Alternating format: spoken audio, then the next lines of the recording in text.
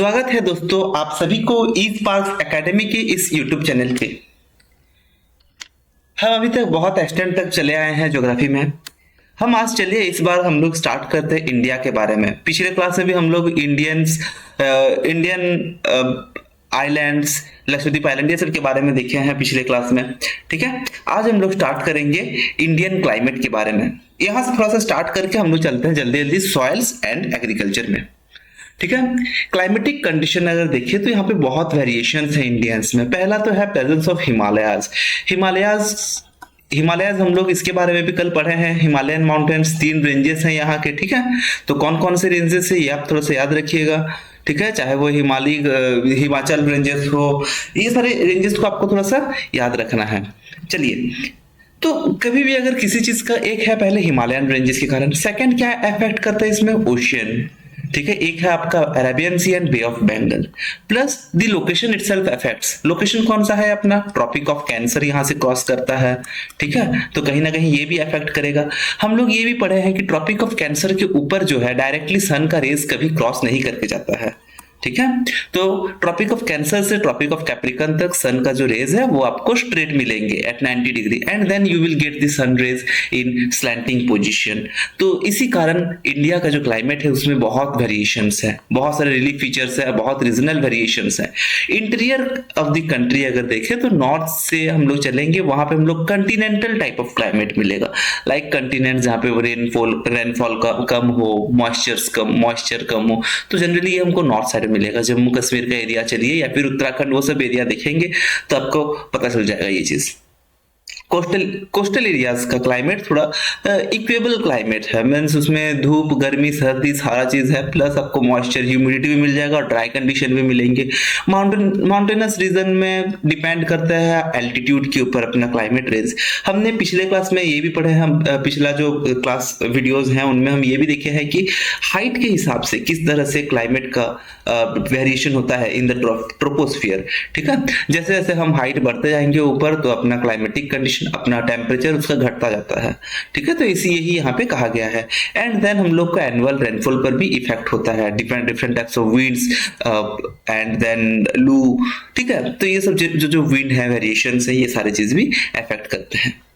जून अपना highest temperature range दिखाता है राजस्थान में, may go up to 55 degree Celsius. हालांकि अभी ये टेम्परेचर और ज्यादा बढ़ जा रहा है, ठीक है, ग्लोबल वार्मिंग के कारण। But in Dras and Kargil night temperature in January, ठीक है, जनवरी का जो महीना है उसमें -45 degree Celsius to -50 degree Celsius हो जाता है। तो आप देख सकते हैं कहाँ कहीं पे +55 चला गया है तो कहीं पे -50 आ गया है। ये सारे टेम्परेचर रेंजेस का वेरिएशन हमें इंडियन कंट्री में हमको मिलेगा, इंडियन सब कंटिनेंट में भी मिलेगा। मौसिनराम, चेरापूंजी, मेघालय का एनुअल रेनफॉल सबसे हाईएस्ट रिसीव करता है about 2500 centimetre. But Thar desert में वहीं पे अपना सबसे लोएस्ट रेनफॉल होता है अबाउट 13 सेंटीमीटर, तो ना ही के बराबर है। ठीक है, रेनफॉल बहुत कम होता है।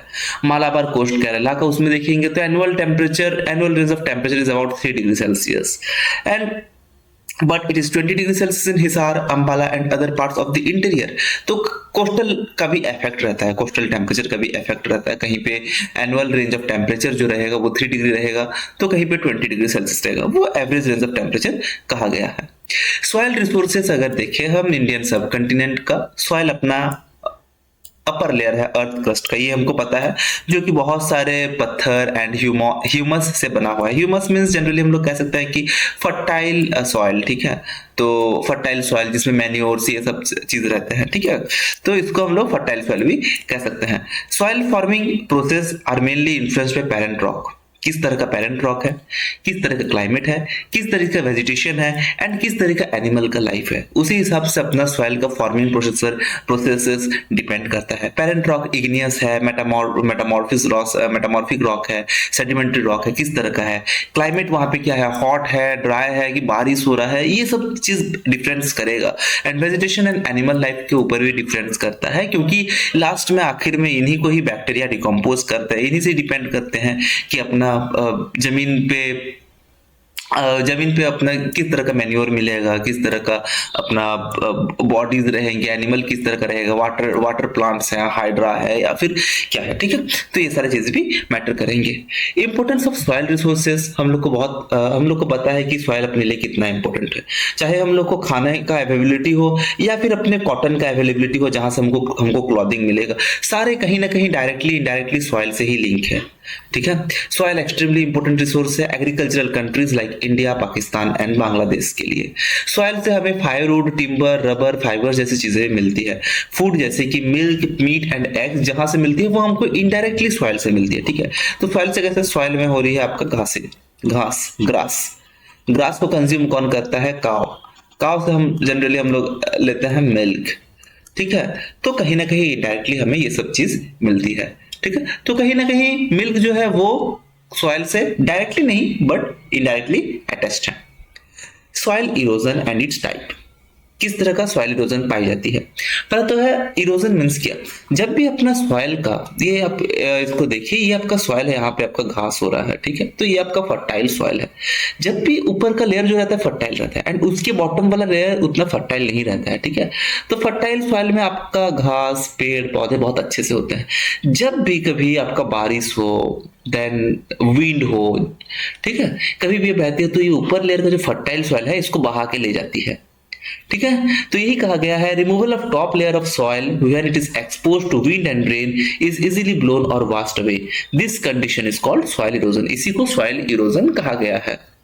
सॉइल इरोजन का रिमूवल दो पावरफुल एजेंट्स होता है, पहला तो रनिंग वाटर एंड दूसरा विंड, ठीक है। ये दो मेन कॉजेस हैं। टाइप ऑफ सॉइल अगर देखें, इंडिया का टाइप्स ऑफ सॉइल देखें तो ICAR that is Indian council of agricultural research ने सॉइल को बहुत तरह का क्लासिफाई किया है। अबाउट लगभग आपका 8 क्लासिफिकेशंस है सॉइल का, ठीक है। ICAR कितना क्लासिफिकेशन करता है, 8 क्लासिफिकेशन, बट हम लोग के लिए 4 क्लासिफिकेशन इंपॉर्टेंट है। पर देख लेते हैं सारे सॉइल को, ठीक है। पहले तो 8 ग्रुप्स में alluvial soil, black soil, red soil, laterite soil and lateritic soil, arid and desert soil, saline and alkaline soil, forest soil, peaty and other organic soil. But अपने लिए कौन कौन सा इंपॉर्टेंट है, alluvial soil, red soil, regur soil and laterite soil. हालांकि black soil भी अपने लिए थोड़ा सा इंपॉर्टेंट बनता है, ठीक है। चलिए इनके बारे में हम लोग देखते हैं। एलुवियल सॉइल इसीलिए इंपॉर्टेंट है क्योंकि ये अबाउट 40% ऑफ लैंड एरिया में एलुवियल सॉइल ही है। मैक्सिमम इंडिया में क्या मिलता है हमको, एलुवियल सॉइल, चाहे वो नॉर्दर्न प्लेन्स में हो या फिर गंगा ब्रह्मपुत्र डेल्टा इस रीजन में हो, सतलेज में, 3 ग्रेट हिमालयन रिवर्स, ठीक है। तो सतलेज, गंगा, ब्रह्मपुत्र, पुत्र एंड द ट्रिब्यूटरीज, इसमें हमको मिल जाता है एलुवियल सॉइल। और ये सब किससे डिपॉजिट होता है, हिमालयन के जो ग्लेशियर्स हैं, जो उसके नदियां हैं, ये नदियों से आकर के ये सॉइल कैरी करते करते आती है एंड देन ये डिपॉजिट करती है कहाँ पे, प्लेन्स पे, ठीक है। तो इसके बारे में हम लोग कल पढ़े हैं, प्लेन में कौन कौन सा प्लेन्स था, कहाँ कहाँ पे है, ठीक है। नैरो कॉरिडोर इन राजस्थान में अगर हम देखें तो extend to the plains of Gujarat, ठीक है। तो राजस्थान और गुजरात में भी थोड़ा थोड़ा ये सॉइल मिलेगा। ये कॉमन है अपना ईस्टर्न कोस्टल प्लेन्स में, ये हम कल देखे हैं, डेल्टास ऑफ महानदी, गोदावरी, कृष्णा, कावेरी। तो ईस्टर्न कोस्टल प्लेन्स अगर हम देखें, ये श्रीलंका है अपना, तो ये वाला रीजन ईस्टर्न कोस्टल प्लेन्स में हमको ये वाला सॉइल मिल जाएगा। ये सुइटेबल है खरीफ क्रॉप्स एंड रबी क्रॉप्स के लिए। तो खरीफ एंड रबी क्या है, पढ़ेंगे इसको थोड़ा देर में, ठीक है। जैसे cereals, cottons, oil seeds, sugar cane, ये सारी चीज इसके लिए बहुत इंपॉर्टेंट है। देन गंगा ब्रह्मपुत्र वैली में जूट कल्टीवेशन होता है, तो इसके लिए भी एलुवियल सॉइल बहुत ज्यादा जरूरी है, ठीक है।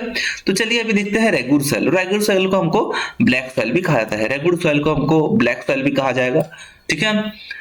This soils are of volcanic origin. ये हम लोग जब वॉल्केनो का टॉपिक पढ़े थे तभी हम जानते हैं कि ये वाला सॉइल वॉल्केनिक ऑरिजिन में है। कहाँ पे मिलेगा हमको, ये वाला डेक्कन साइड में जनरली, ठीक है। ये वाला रीजन में डेक्कन ट्रैप में मिलेगा, जहाँ पे पहले एक्सटिंक्ट, आज के जो एक्सटिंक्ट वॉल्केनोज है वो वहां पे थे, ठीक है। तो ये soil are black in colour and are therefore known as black soil.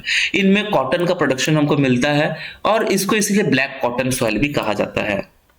ये हमको मिलेगा डेक्कन ट्रैप बेसाल्ट रीजन में, spread over the north west Deccan plateau and are made up of lava flows. ठीक है, लावा का जो फ्लो होता है, लावा वॉल्केनिक लावा जब वो होकर हॉट मोल्टन वॉल्केनिक लावा आकर के डिपॉजिट करती है, देन ये सॉइल उससे जो फॉर्मेशन होता है उसको हम लोग कहते हैं ब्लैक सॉइल। ये महाराष्ट्र, सौराष्ट्र, मलवा and southern Madhya Pradesh extend eastward in south along Godavari and Krishna valleys, ये सारे रीजन है। क्रॉप्स अगर देखें तो कॉटन मेन क्रॉप है उसका, कॉटन है। ठीक है, तो कुछ भी आए ब्लैक सॉइल के साथ आप कॉटन रिलेटेड कर लीजिए, एक पूरा काला तो एक पूरा गोरा। ठीक है, next jowar, wheat, sugar cane, linseed, gram, fruit and vegetables. Next red soil. Red soils का थोड़ा सा कंपेयर हम लोग करेंगे लैटराइट सॉइल में, बट थोड़ा देर में। ठीक है, रेड सॉइल को हम लोग देखते हैं, ये भी लाल रहता है, लैटराइट सॉइल भी लाल रहता है। तो डिफरेंस क्या है? पहला तो ये है weathering of crystalline and metamorphic mixture of clay and sand. तो इसको ध्यान दीजिए, एक तो है वो क्रिस्टलाइन एंड दूसरा है मेटामॉर्फिक। ठीक है, इसमें मॉडरेट टू हैवी रेनफॉल, ठीक है, या तो नॉर्मल रेनफॉल है या फिर हैवी रेनफॉल, दोनों में ये हमको सॉइल मिलेगा। स्पेशली इसमें और आपका लैटराइट सॉइल में डिफरेंस बन जाता है कि ये थोड़ा सा लो रेनफॉल में भी होता है। ठीक है, लो तो नहीं कह सकते हैं, मॉडरेट रेनफॉल इसमें है। इसमें आपका मॉडरेट रेनफॉल में कभी भी पुराना क्रिस्टलाइन इग्नियस रॉक हो तो हैवी टेम्परेचर एंड ये सब के कारण क्या होता है, ये सॉइल जब बनता है वेदरिंग होकर के, तो वेदरिंग होती है इसमें। और एक चीज है, तो वेदरिंग हम लोग का क्या क्या चीजों से होती है दोस्तों? एक है विंड, तो इसमें विंड का वेदरिंग भी हमको मिलेगा एंड दूसरा है अपना वाटर का वेदरिंग भी मिलेगा। वेदरिंग मीन्स उस सॉइल को बहा के ले जाना, सॉइल को सॉरी रॉक्स का जो है, रॉक्स को, ये एक रॉक है, अभी रॉक का बहुत सारा टुकड़ा टुकड़ा टुकड़ा टुकड़ा वेयर आउट होकर के निकलता है, धीरे धीरे धीरे धीरे उससे निकलेगा, पानी बहता रहेगा कंटिन्यूअस, तो वो रॉक धीरे धीरे धीरे धीरे उसका पार्टिकल्स को वो छोड़ता है, इसको वेदरिंग कहा जाता है। ठीक है, वैसे ही सिमिलरली अगर हवा हमेशा कंटिन्यूअस बह रहा है उससे, तो उससे भी वेदरिंग होती है। ठीक है, they are red in colour, लाल है वो इसीलिए क्योंकि उनमें आयरन ऑक्साइड मिलती है। ठीक है, आयरन ऑक्साइड, तो कहीं भी आपको आयरन ऑक्साइड रहता है तो वो आपको रेड कलर का सॉइल मिलेगा। They are deficient phosphoric acid, organic matter and nitrogenous material, उस ये सब उस सॉइल में नहीं मिलेगा। रेड सॉइल हम लोग को Chota Nagpur plateau, Odisha, eastern Chhattisgarh, Telangana, Nilgiris and Tamil Nadu में मिलता है। They extend northward in the west along the Konkan coast of Maharashtra, तो महाराष्ट्र तक भी ये बिखरते हैं। क्रॉप्स ग्रोन ये बनते हैं wheat, rice, millets and pulses. Laterite soil, अब अगर लैटराइट सॉइल का बात किया जाए तो ये जनरली वेदरिंग ऑफ लैटरिटिक रॉक्स दिया गया है, high temperature and heavy rainfall, ये नोट करना है। तो इसको वेदरिंग ना कहकर कि इसको हम कह सकते हैं लीचिंग। ठीक है, जो वेदरिंग वाटर से होता है इसको लीचिंग, LEACHING इसको कह सकते हैं। तो लैटराइट सॉइल में लीचिंग होती है एंड हैवी रेनफॉल, इसमें हैवी रेनफॉल रहेगा, हाई टेम्परेचर रहेगा with alternate dry and wet period, alternate dry and wet period रहेगा। तो दोनों में डिफरेंस समझ में आ गया। उसमें आपका थोड़ा मॉडरेट रेनफॉल रहता है प्लस वेदरिंग होता है, इसमें लैटरिटिक सॉइल में आपको लीचिंग मिलेगा प्लस आपको heavy rainfall and alternate dry and wet period मिलेगा। ये सॉइल का कलर भी रेड है, high content of iron oxide है। ये हम लोग को Tamil Nadu, Odisha and small part of Chota Nagpur and Meghalaya में भी हमको मिलेगा। क्रॉप्स ग्रोन जनरली है एग्रीकल्चर में उतना खास नहीं है और इसमें उतना मॉइस्चर नहीं है, तो इसमें हम लोग को माइनिंग वाइनिंग ये सब चीज में यूज करते हैं, बट क्रॉप्स उतना खास इसमें नहीं है, तो इसीलिए इसका क्रॉप्स कुछ मेंशन नहीं किया गया है, क्योंकि इनमें मॉइस्चर पकड़ने का एबिलिटी नहीं है। ठीक है ना, मॉइस्चर ये लोग नहीं पकड़ सकते हैं।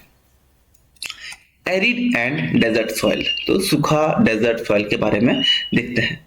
कहाँ कहाँ मिलेगा? North western India, entire area of west Aravallis in Rajasthan, parts of Haryana, Punjab, Gujarat. तो इसमें हमको फॉस्फेट एंड कैल्शियम बहुत हाई पार्ट्स में मिलेगा, बट नाइट्रोजन एंड ह्यूमस नहीं मिलेगा। तो नाइट्रोजन एंड ह्यूमस हम लोग को डालना पड़ेगा एक्स्ट्रा। ठीक है, बट फॉस्फेट एंड कैल्शियम है तो कहीं ना कहीं एग्रीकल्चर ये सपोर्ट कर सकता है, बट हम लोग को एडिशनल हम लोग को ये नाइट्रोजन ह्यूमस डालना पड़ेगा। तो crop grown fertile if irrigated, अगर इसमें प्रॉपर केयर लिया जाए, इरिगेशन किया जाए तो वो फर्टाइल मान सकते हैं। Ganganagar area of Rajasthan, wheat basket of Rajasthan जिसको कहा गया है। नेक्स्ट, एग्रीकल्चर इन इंडिया अगर हम देखें तो 65 to 70% ऑफ टोटल पॉपुलेशन जो है वो डिपेंडेंट है एग्रीकल्चर में। तो अपना मैक्सिमम इकोनॉमी किसके ऊपर डिपेंडेंट है? एग्रीकल्चर में, एग्री बेस्ड इकोनॉमी। ठीक है, रोल ऑफ एग्रीकल्चर जो है इकोनॉमी, हम लोग का इकोनॉमी वही है। 2/3 population derive livelihood from agriculture. 65 to 70% means about हम लोग कह सकते हैं कि 2/3। ठीक है, 2/3 population is based on agriculture. Food मिलता है सेकंड, ये बिगेस्ट, ये तो अपना अभी लार्जेस्ट पॉपुलेशन हो गया, अभी बिगेस्ट पॉपुलेशन होता है। इसका पूरा फूड कहाँ से आ रहा है दोस्तों? एग्रीकल्चर से। बिगेस्ट पॉपुलेशन ऑफ कैटल भी अपने पास है, तो कैटल को रखना प्लस एग्रीकल्चर को संभालना कि यहाँ से भेड़ बकरी को भी खिलाओ प्लस यहाँ से अपने लिए भी खाना बनाओ। आप समझ सकते हैं कि कितना एग्रीकल्चर इंडिया में होता है। एग्रो बेस्ड इंडस्ट्री पूरा डिपेंडेंट है रॉ मटेरियल के लिए जो कि एग्रीकल्चर से मिलती है। ठीक है, नेक्स्ट टाइप ऑफ एग्रीकल्चर देखते हैं। एक तो है सबसिस्टेंस फार्मिंग। देखिए टर्म थोड़ा सुनने में दिक्कत हो सकता है बट एक बार इसको अच्छा से देखिए। सबसिस्टेंस, ठीक है, सबसिस्टेंस फार्मिंग मतलब आप समझ सकते हैं कि सब बहनों के लिए, सब सिस्टर, ठीक है, तो यहीं से कहीं से आप समझ सकते हैं सब सारे बहन, सब सिस्टर्स। तो सबसिस्टेंस मतलब बस अपने लिए अगर कोई खाना मतलब लगा रहा है, एग्रीकल्चर करता है, इसमें farmers work hard to grow enough food to survive only. ठीक है, तो सारे बहन के लिए हम खाना लगा रहे हैं, मतलब खुद के लिए ही कहीं ना कहीं काम कर रहे हैं, मार्केट के लिए नहीं बट अपने आप के लिए। And this is consumed mainly by farmer and his family. कोई एक्स्ट्रा इसमें बचता नहीं है कि वो मार्केट पे बेच पाए। Next mixed farming. Mixed farming में वो तो एग्रीकल्चर करते हैं प्लस पेस्टोरल फार्मिंग भी करते हैं। पेस्टोरल मीन्स जहां हम लोग एनिमल्स के लिए जो पेस्च्योर्स, ठीक है, पेस्च्योर्स रखते हैं, पेस्च्योर्स, एनिमल के लिए भी पेस्च्योर्स रखते हैं, उनको खाने के लिए भी, तो इसको मिक्स्ड फार्मिंग कहा गया है। कल्टीवेशन ऑफ क्रॉप्स भी होगा अपने लिए एंड रियरिंग ऑफ एनिमल्स भी होता है, तो ये एक ही फार्म में वही दोनों के लिए खाना बनता है, तो ये मिक्स्ड फार्मिंग। नेक्स्ट है शिफ्टिंग कल्टीवेशन। ये बहुत पुराना मेथड है, यूज किया जा रहा था। ठीक है, क्या किया जा रहा था, एक जमीन है, वो जमीन में लोग लगाएंगे फसल, 2-3 साल तक फसल लगाएंगे बट उसके बाद क्या होता है, जमीन का जो फर्टिलिटी है वो कहीं ना कहीं डाउन हो जाएगा। फर्टिलिटी रिड्यूस होने के बाद वो लोग ये जमीन को छोड़ देंगे और फिर नेक्स्ट जमीन को छोड़ेंगे, ये जमीन को ऐसे बंजर छोड़ के चले जाएंगे, नेक्स्ट जमीन पे लगाएंगे। ठीक है, तो इसी को शिफ्टिंग कल्टीवेशन कहा जाता था। In which a plot of land is cultivated for a few years and then it is deserted. This slash and burn method of farming is carried on in jungles of northeastern part of India.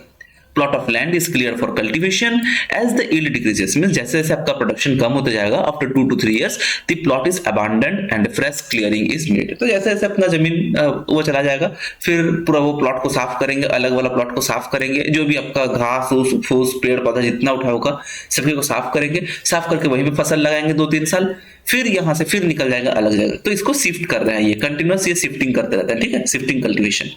Next है extensive farming.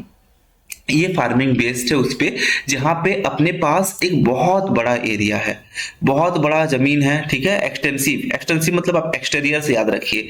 ठीक है, exterior मतलब आपका घर का बाहर, बहुत बड़ा जमीन है, घर के बाहर के आपका तो लोगों का जमीन भी है ना, तो बहुत बड़ा जगह है बट उसमें लोग कम है।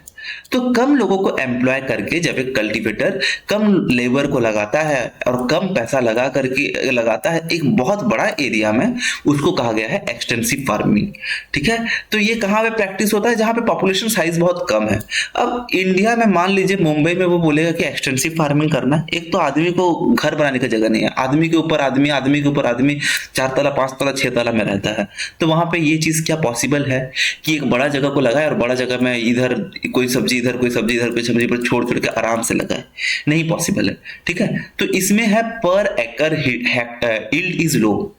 ये क्या है, बहुत दूर दूर में छोड़ के कल्टीवेशन करते हैं ना, तो एक जगह में अगर देखा जाए इतना प्लॉट में बस थोड़ा सा ही जगह फार्मिंग है, आप देख सकते हैं ये वाला एरिया में इतना थोड़ा फार्मिंग है, ये वाला एरिया में इतना थोड़ा फार्मिंग है, तो कहीं ना कहीं पर एकड़, अगर पर एकड़ के हिसाब से हम लोग देखें, हर एकड़ में ये लोगों का जो ये है यील्ड है, प्रोडक्शन है, वो बहुत कम है।